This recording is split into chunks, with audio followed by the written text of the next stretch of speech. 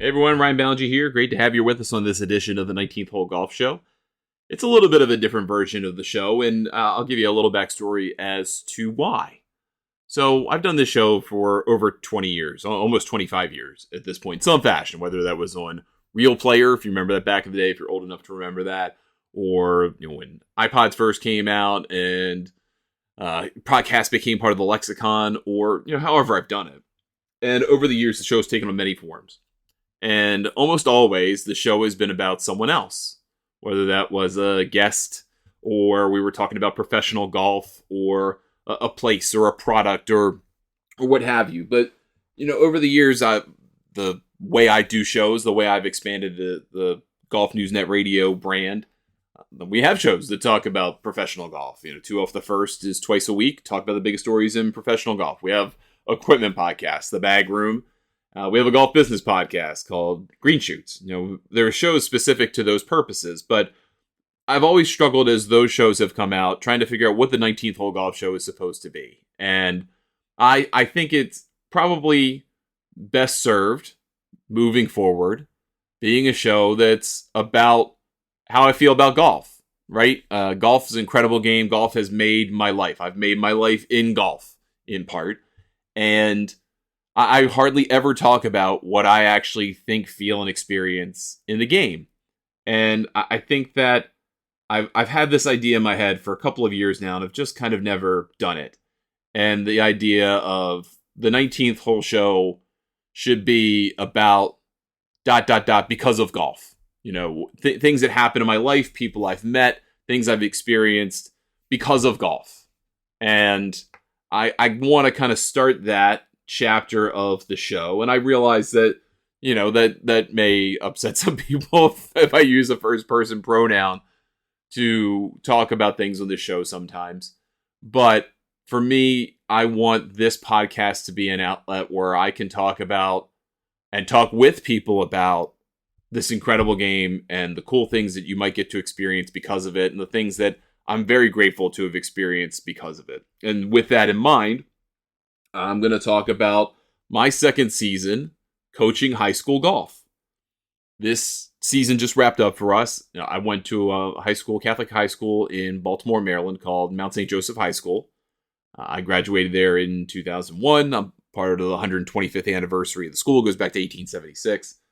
And I got called back into this community a couple of years ago. I played 4 years on the varsity level golf team at Mount St. Joe. I definitely should not have made the team as a freshman, but on the second day of tryouts, I shot the lowest hole score I had ever shot at the time, 39, and that was good enough to make the team. I made a birdie on the last hole. I will never forget at Rolling Road Golf Club, which is still our home course to this day. Everyone that had finished playing was behind the green. It's still laid out that way. It's a short 320-yard hole, 310-yard hole. And I had a wedge in for my second shot. And at the time, this tree is gone. There used to be a tree that grew out of the side hill behind the green that kind of created this little mini amphitheater. And I sculled the crap out of my second shot. And I hit the branches above the green, basically, just hanging just above the green. It hit off of it. It dropped to 7 feet, and I made the birdie to shoot 39. And I made the team that day. That team was coached then, and for a total of 32 years, by a man named Mike Dooley. Mike Dooley graduated from Mount St. Joe in, I believe, 1966, if I remember right. And he was the conscience, the voice, everything about our program in golf at Mount St. Joe, up until a couple of years ago, when, unfortunately, Mike contracted West Nile virus and passed away within a couple of weeks, and created this huge hole for our golf program, a tremendous tragedy. And I didn't realize back in the day, back when I was in high school, how good of a guy and how important of a guy Mike Dooley was. And as the years went on, we stayed in touch thanks to social media.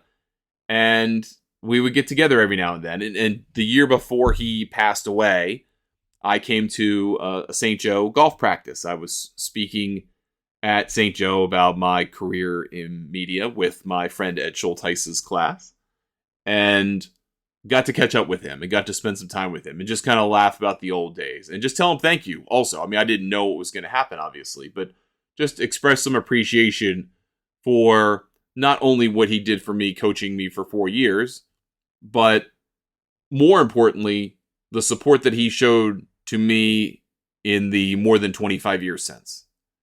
And, well, nearly 25 years since. I think it's 23 in total. And that was really cool. I walked away from that day, that practice, thinking it was really great to be back here. And then didn't really think too much of it. Again, life takes you in so many directions. And unfortunately, Mike passed away. And my friend, Ed Schultheis, who's been a teacher at Mount St. Joe, I believe this is his 23rd year at St. Joe. I don't want to embarrass him, but, you know, he's a little older than I am. I'm 43, he's 45. And he's been at St. Joe teaching and doing everything. And I think it was about 9 years ago, he got a call. He stopped coaching baseball, and he started coaching golf as an assistant coach. You know, baseball was his love. He loves golf, but you know, baseball was his sport that he played. But he got into golf and really enjoyed it, and he was asked to become the assistant coach for Mike. And he loved that. And when Mike passed away, Ed communicated that to me, and you know, I was a bit of a wreck about it, and you know, obviously he was very upset, and they kind of had a father-son like relationship. And I said to him at the time, you know, if there's anything I can do to help, I don't know what that is, but if there's anything I can do to help as you transition to taking over the program, please let me know. I'm happy to do it. And not too long after that, he got a hold of me on the phone and said, hey, I did get the job taking over the varsity program, and I have a favor to ask. That is that we have room for another speaking coach, another assistant coach who can interact with the kids while they play their matches. We play match play, and I'll get into that in a bit. Would you be interested in doing that? And I said yes. You know, I'm a kind of say yes person in life. You know, I do this kind of stuff. And so I agreed to coach. And last year was our first year. And we were a tremendous team. We had 5 seniors. We have 8 kids on our team. This year we actually had 9. But I'll get to that. And we had 5 seniors last year. And we had some very talented players. And this was the end of their journey. And we thought, you know, we were good enough to potentially win our league title. You know, at the time, there were 6 other teams, 7 teams total. You play a home and away match. The matches are 12 holes of match play. 6 players play. So the number 1 from our team plays the number 1 of their team, 2 versus 2, all the way down, playing 3 foursomes, and there's a better ball match for 1 point between the teams. There's a point for the first 6 holes, the back 6 holes, and all 12 holes in the individual matches. So all told, 21 points. It was a little different than when I played in high school. We didn't have the team ball stuff. And you can talk to the kids. That's part of match play. You can give advice, and you can kind of help walk them through what they're experiencing, which is obviously totally different than what happens in stroke play. And we got off to a great start last year, and unfortunately just kind of fell off. We got into the semifinals of the playoffs, and we just couldn't get past one of our rivals, Archbishop Spalding, which is headed by a great coach, Pete Van Zandt. And, you know, we felt really heartbroken about that. But for a couple of reasons. One, that we didn't get as far as we thought we could. But also that we were going to lose all of these kids. You know, they're going to college. They're going to the next phase of their life. 5 of them are gone. We had 3 kids who were returning. 2 guys who were freshmen last year. And 1 guy who's about to be a senior this year. And we knew going into the year, it could potentially be a rebuilding year. And we were going to have a whole bunch of new kids who were going to be a part of the program. And in the end, we had the longest tryouts I think we could have ever had. And it ran, I think, 4 or 5 days. I think it was 5 different rounds, 5 different 9-hole rounds to try to figure out who in the world we were going to have on this team.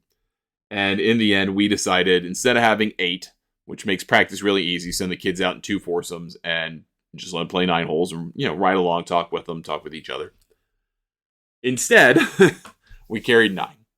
And we hemmed and hawed about, who should make the team. And we decided, you know what, that they all can be a part of it. And so instead of having 5 seniors and 2 freshmen and 1 junior, we now had 2 seniors. We brought in a senior who was playing his first and only year in varsity. We had our 2 freshmen who are now sophomores.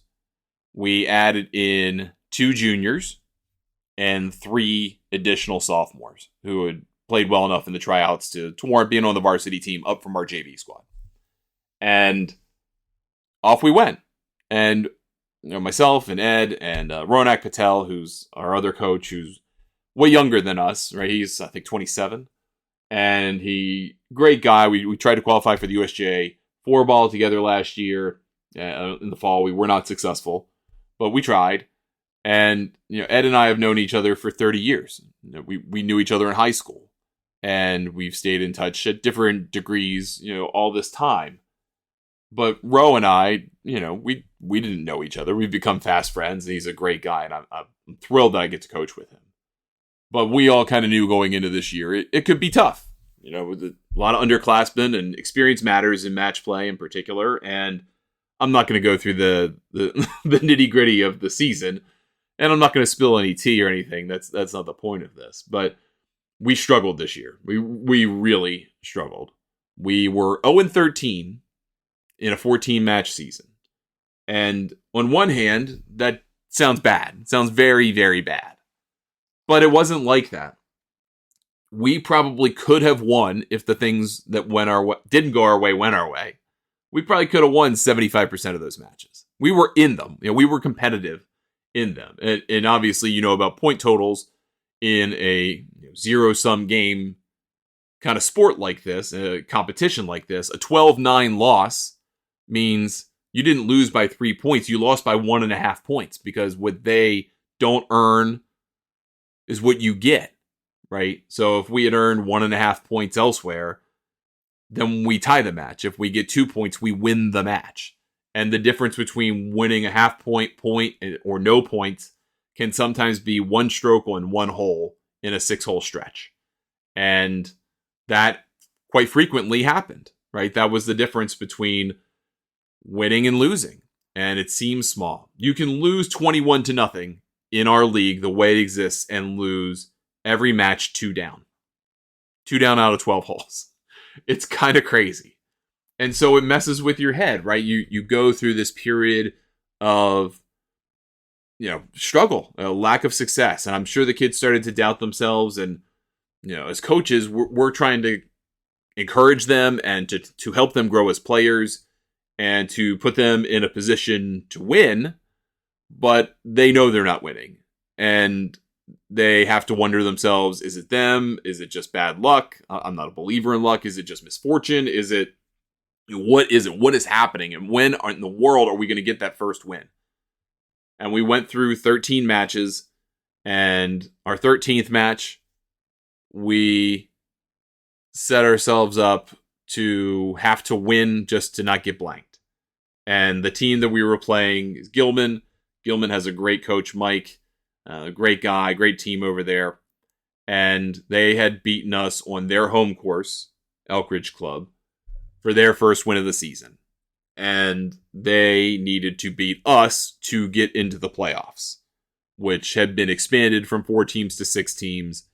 And the top 2 seeds this year would get a bye into the next round. The 3 through 6 seeds would play one another to set up playing whether you're going to play Calvert Hall or McDonough, both very good programs. And we wound up winning. And there's the palpable joy, relief on the kids' faces. It was like they had won the championship because they finally broke through doing something they knew they could do. They knew they could compete. And the really cool thing I think about this was, as we went along, especially toward the end, and we play a pretty jam-packed schedule. We have our tryouts in late February. That depends on the weather very heavily. And our season basically runs March, April, first week or 2 of May. And you have Easter break in there for the kids, so that's about 10 days. We don't play on weekends. We typically don't play matches on Fridays, but that's not always true. So you're playing 14 matches in the space of like 40 to 45 eligible days. It's a lot of golf in a short period of time. And there's really not an opportunity other than Easter break to hit the reset button and hope that you can change things up and maybe kind of do all the coach speak, reshuffle the deck, etc., but get a new vibe, right? Change the tone and maybe turn things around. And yet still, even through all of these losses, and even some of the ones at the end were our worst of the year. I mean, we got smoked a couple of times. But we found ourselves getting better. We found ourselves more competitive. And I think we found in our younger players that their confidence was growing, that they believed and they started to see in the results that they could keep up with some of these kids, some of these programs that are more experienced or maybe were a little better than us this year. And that meant if they could compete now, imagine how good they could be next year. Imagine how good they could be the year after that if they put in the time and the effort and they worked to get better. And you could see that confidence brimming and growing, and then it resulted in a win. And unfortunately, it knocked Gilman out of the playoffs. They and us, we didn't make the playoffs. A new team, Boys Latin, who came up from the B division because they had been smoking everybody down there. They moved up. They played very well in the A division this year, and they got into the playoffs. In the end, McDonough won. They beat Calvert Hall. They had a very good match, and McDonough's a very good program, and I'm very happy for them that they got the win. But I think the takeaway from the season is just get the joy in getting to see the kids get better. Getting to see them kind of figure it out in real time, how to play this weird format that is match play. We had an individual championship with some of the DC area private schools at the University of Maryland course. And the kids did really well. Our boys did really, really well. Finished halfway in the pack. And I was pretty proud of that. But it's a totally different game playing stroke play where you've got to add them all up. You don't really care what the other person is doing. I mean, you're playing against them, but you're really just trying to string together holes, trying to string together a score, versus the complete opposite in match play. You are playing your guy. You're playing your opponent. And you have to think about what they're doing and what they might do next in how you play a hole. Do you want to take on a more aggressive approach? Do you want to play more strategic? And there are times to switch those things up, and all of that is feel-based. And some of it's mathematical, but it's not really. It's feel. It's emotion. It's state of play. And that starting to figure that out, I think, was a really cool thing for them to see how it happened. But the thing I think I was most proud of is that they still had fun. And I know that sounds stupid to say. From one perspective, you go, oh, well, how can they have fun if they're losing, if you're one of those types of folks? Or why wouldn't they be having fun? This is supposed to be fun on the other set of folks. But when you're in it, it can be hard to have fun. Losing is not fun. I don't care who you are. And I'm someone who doesn't particularly care about the outcome of things that don't matter to me. So losing doesn't hit as hard, right? It's like, well, and then part of that's a defense mechanism, right? You go, well, it doesn't really matter. So if I lose, it's okay. And you don't invest yourself as much into it. And whatever pain you might feel feels a little bit less. You're like, oh, if I had tried, I would have won. Or if I had tried, it would have turned out a little bit better. And you can kind of use that as a little crutch. But when you're in it, losing stinks. And losing and watching the loss instead of actually being the loser, I think, is honestly worse. Because there's nothing you can do. I can't hit the shots for the kids. I can't get them to do certain things that I want them to do that they know will improve their performance or make them better or think through situations differently. I can only explain to them after the fact or beforehand and then see if they do it. And sometimes they do and sometimes they don't. Sometimes they've got their view too, right? They're guys who are growing into men. And they have, as growing into adults, they have to make their own choices. You can offer advice and counsel, but there's only so much you can say before they get over the ball. And they decide for themselves whether what you said is useful or what they want to do is better. And sometimes it's a mixture, and hey, that's part of it. I'm not here to talk you out of doing anything. I'm here to give you a perspective on what could happen or what might happen if you do it my way or what I suggest, or to talk you through a decision. Here are the outcomes that can happen of what you're thinking of can happen. Whatever that is. But you kind of, the moment of truth is when you get over the ball, and then you see the result of your action. And I think that's the amazing thing about sports, the amazing thing about golf, is you have choices to make, and then you get immediate feedback, whether it was a good idea or a bad idea. And even if you win, sometimes it's not a good idea, but it worked out anyway. And sometimes if you lose, it wasn't a bad idea. You just got beat. And we've run into that a number of times this year. Everyone runs into that just in golf. Sometimes you play against someone who's just better than you that day. Maybe they're not better than you forever. They're not better than you at all. But in that couple of hours, or even that one hole, that's the difference between winning and losing. They were better than you. And that can be heartbreaking. It can be soul crushing to go through. Yet still, the kids wanted to get better. They remained positive. They remained positive in the team and what their abilities are. And, I think that's to be commended. I think that's awesome. And so, we have this team banquet every year, and we give awards, and we give kids their varsity letters or pins or stars, depending on how long you've been on the team awards, different things like that.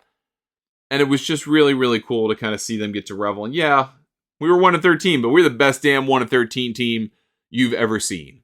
And for the guys that are going to college, they had a smile on their face because they had a great time. And the things that I remember about coaching, honestly, I barely remember the shots. I barely remember but a handful of shots I hit in 4 years of high school golf. Hardly any. And the only reason I remember one of them is because I told the story about it on Jeopardy, and that remains with me. But and I tell this to the kids, you're not going to remember that. You won't, when you walk away from here 20 years from now, 10 years from now, maybe in 5 years from now, I couldn't have remembered. But you will not remember the shots you hit. What I hope you'll remember is a few things. One, how fortunate you were to be in a community that allows this kind of thing to happen. Not only the Mount St. Joseph community, which I think is incredible, but also the community of Rolling Road. Rolling Road Golf Club they have us there at their discretion, at their choice, to let us come out and practice and to work on our game there, have our matches there, and they support us. And they ask us how we're doing. Members come up and talk to us. Many of them are St. Joe grads or have children who went to St. Joe or another Catholic school in the area. Mount DeSales Academy, which is an all-girls school, also plays there. My high school girlfriend went to Mount DeSales, so I kind of have a vested interest in how they're doing too, and that happens as well. And it is cool to have a community that supports competitive golf like that. And they don't have to. They can tell us, go pound sand, and we can set up tee times at a public facility. We can go to driving ranges. We can do all of those things. But they allow us to be their home team. And I think that's really, really cool. I really enjoy getting to know the parents, because that didn't happen, not this way, when I was in high school golf. My parents work for a living, and all these people work. I mean, we are a relatively working class school. I'm sure there are people who are better off than the average person, of course, but they work. They do a job. They may own their own business, but they work. These people aren't scions sitting around for the checks to roll in, and they prioritize their kids. They come out to our matches. Not every parent comes out to every match, but it's pretty darn close. And it wasn't like that when I was in high school. Like I said, my parents worked. They came to some, but they couldn't come to many of them. And that was really universally true. I mean, there weren't really huge galleries. Not that there are now, but, on a good day, in a good match, there's 12, 15, even 20 people watching. And I think that that's cool for the kids. I think it's great that they have that support, that they have that opportunity to play in front of people. Because if you ever want to take this to another level, and most of the kids won't. Some will play college golf, a fair amount will play college golf. Others will just not. And this is the end of their competitive golf journey in high school until they get, whether they play 9-hole leagues with their friends, or join a country club, play member, guest member club championship type stuff, whatever that is. But at this kind of level of intensity, this is pretty much the end for a lot of players, and that their parents get to come out and support them and spend time with them and kind of ride the highs and lows with them, I think is cool. And getting to talk to them, it's great. They are such supporters of each other, their kid, other people's kids in the team. It's a nice community. It's a nice small kind of cohort of people that you're going to see each other for several years, and you get to know one another, and you spend a lot of time quietly talking to parents and each other, and you get to know one another a little bit. You get to know your lives, and there's a lot of waiting in golf, so there's plenty of time for that conversation in between, and you kind of bond together over that. I love that. I think that is awesome. The kids get to play so many great places with the other schools. Like I said, we have 7 other schools in the A conference right now, and we play some awesome places in the Baltimore Country Club world. And there's one in Severna Park, which is in Anne Arundel County, which is a great facility as well, Chartwell. And these country clubs open up themselves to us to come play on weekday afternoons and banging around in 3 foursomes for a little while. It's probably not a huge deal for them, right? If you think about it at the macro level, 3 tee times, who cares? It's not like they're doing anything. They're not moving the earth for us to be able to play. They're just give us 3 tee times at 3:00, and that's great. That's a huge opportunity for our kids to get to play different places and experience different golf courses and have these true home and away matches that are awesome. And for me, I really I've come to love a lot of different things about coaching. I didn't really know what I was getting into, to be honest. I coached basketball, I coached soccer, well, 1 season of t-ball. Most of that was for my children. The ages they're at as they are coming up through grade school and middle school, they are a different band of people. The younger grades, it's just kind of babysitting, running around, trying to maybe get them to absorb a couple of skills, but letting them get the energy out. And then as they get older, it's more skill development. It gets a little bit more focused, but you're still trying to kind of have fun, right? You're still learning skills. At this level, it turns out you are teaching some skills. They're a little bit different, right? Still showing kids how to hit certain shots. For as much as I love Mike Dooley, he wasn't a scratch handicap. He couldn't show me how to hit a low bump and run. He couldn't show me how to hit a long bunker shot, or to think through, do I want to skip this one in, or do I want to land it here? Those types of things. We didn't work on game management in that way. First of all, he was a band of one coach. And second, it was just a different time. You were to figure it out. But now I have this opportunity to kind of teach kids how to hit shots that I wished I knew before I was 30 years old, before I was 25 years old. I remember going and playing Sparrows Point in Baltimore, and I played with a friend of mine, and she at the time was on the Symetra Tour, the Futures Tour, Stephanie Connolly. She's now Stephanie Eisworth, just had a baby. Congratulations, Stephanie. And she taught me that day how to hit a low hook. No one had ever taught me that. No one had ever sat me down and was like, hey, you want to hit around this tree instead of try to hit over it like a dummy? Do this. And that sent me on a great journey to learn a whole bunch of stuff. And I've learned from people like Stephanie. Steve Elkington taught me how to hit a cut chip shot, which I thought was incredible. I've used it a couple of times. It's actually worked. Those kinds of things where you get that knowledge of the game passed along to you. I wanted to speed up that process for the kids and try to help them become better golfers, not only through technique, but also through mindset. And hopefully some of that sticks. I think some of it sticks. I hope some of it does. I get a great joy in passing along knowledge, because I'm really curious about knowledge. I want to learn from other people, and I'd love to kind of turn that around and go, hey, here's the secret. Here's the secret how to do this. Here's how you do this better. I'm pretty open book. Most people who know me know I'll tell you everything. I don't think I have a special advantage in knowledge. Right? If you know the same thing I know, it comes down to execution. And then we'll see who does better. But if I tell you how to do it, what's the harm in that? And that's the thing I've really loved about getting to work with these guys. They're sponges. They absorb it. And sometimes, yeah, they're teenagers and they'll probably go, oh, why is he telling me this? But then they use it. And, or they see that what I'm trying to show them actually helps when they actually apply it and then it works. And then you get that look like, hey, you told me this 3 days ago. Yeah, turns out it works. And I really like that. I really like seeing that the wheels spin and the synapses fire in real time. It makes me very excited to see people get better at something and to improve. And that makes me very, very happy. And it's great to also do it along guys I like. You know, as I mentioned, I've known Ed for 30 years.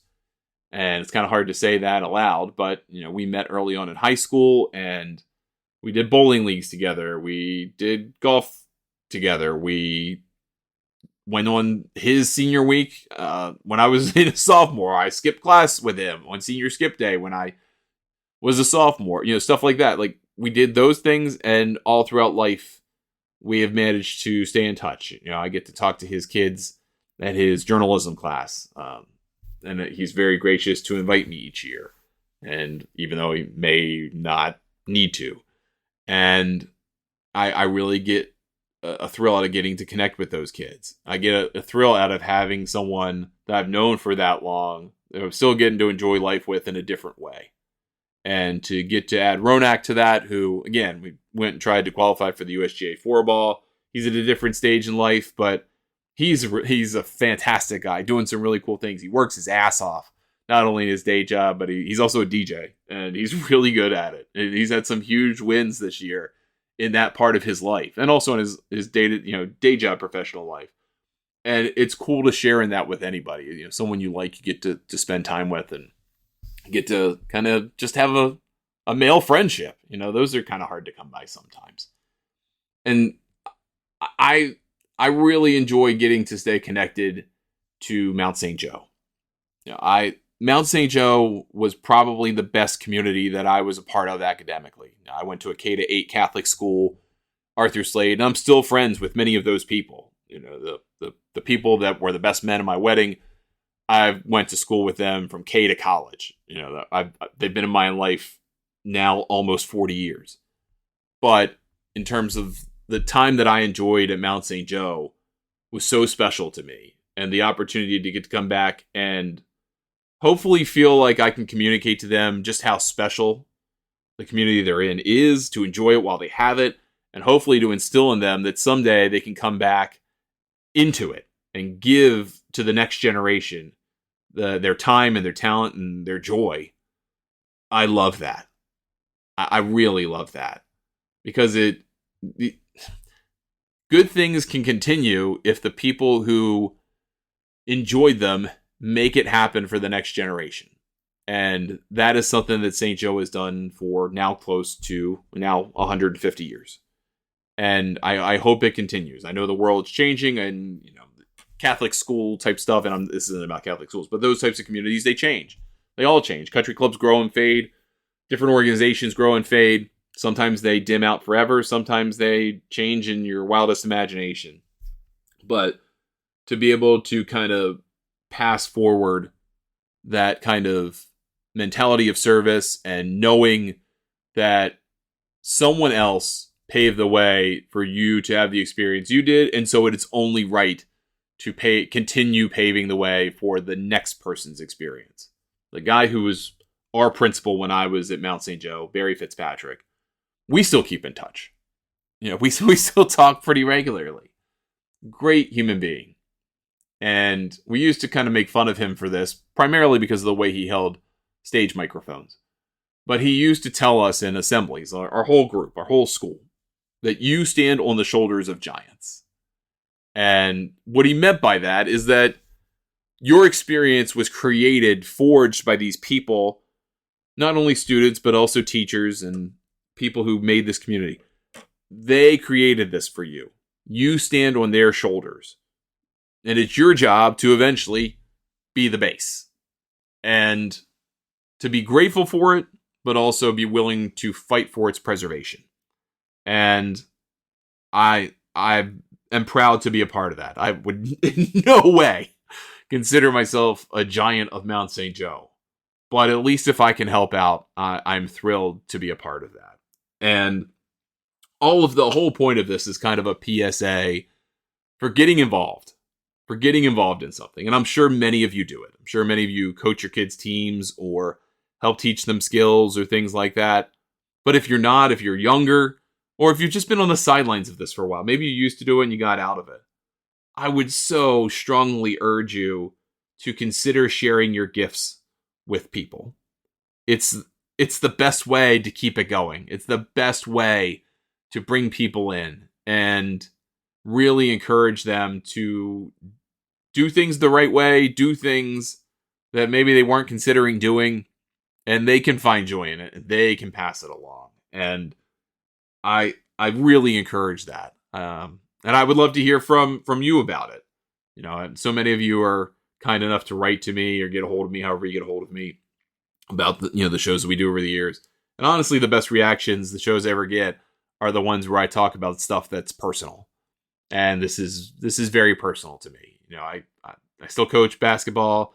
I'm a big Quiz Bowl geek. I'm going to take over the middle school Quiz Bowl team next year. Helped coach this year and last year, and I'll do it again next year, this time in the head capacity. And I really, really love getting to kind of share with the younger generation the joys of what I've gotten involved with and see them discover it and see them figure out their talents and skills in real time. It's just cool to me. And that I see that in my children, of course. And it's cool to see it in other people's children. It's cool to bring those parents in and get them involved too. You form a common bond with them. Usually the parents don't bring their kids to these things not having some interest in it themselves. Some do, some don't. But you form bonds with people that way too. And that's happened over so many different things in my life of coaching and being a parent. And 2 thumbs up for that. 2 thumbs up all the way. Hopefully you enjoyed this. I've realized I've been talking for 35, 40 minutes about high school golf and a community you've never probably experienced. And if you're one of my players or parents listening, thank you for making it this long. If you aren't, even double thank you for making it this long. But I love talking about this kind of stuff. I love talking about what goes on in life. And I don't have a good outlet for that. At least I don't think I did before this. And I'd like to kind of turn the 19th Hole Golf Show into what really the 19th hole is, which is talking about what you did, talking about golf, talking about the good times you had, talking about life. And life through the lens of golf. I think that's what the show should be moving forward. And yeah, there are going to be conversations with people that are not directly about everything golf, but they happen because of golf. A connection made, and sometimes they're going to be absolutely golf. They're going to be, oh, I thought this product was really cool. Tell me about your story. And we'll do that too. But that's the idea here. I want to kind of put on the record stuff that I've really enjoyed doing and just kind of not worry about whether the birdies and bogeys, but friendship and emotion and things that are cool about life and a life in golf. So hopefully you'll join me for that. If not, hey, I totally get it. I don't mind. I could talk to myself and it's okay. But hopefully you come along for the ride. And if you have ideas for things that you want to talk about, I'd love to get into stuff like that. Email me, ryan@thegolfnewsnet.com. I am on Facebook, Instagram, and TikTok at Ryan Ballinger Golf.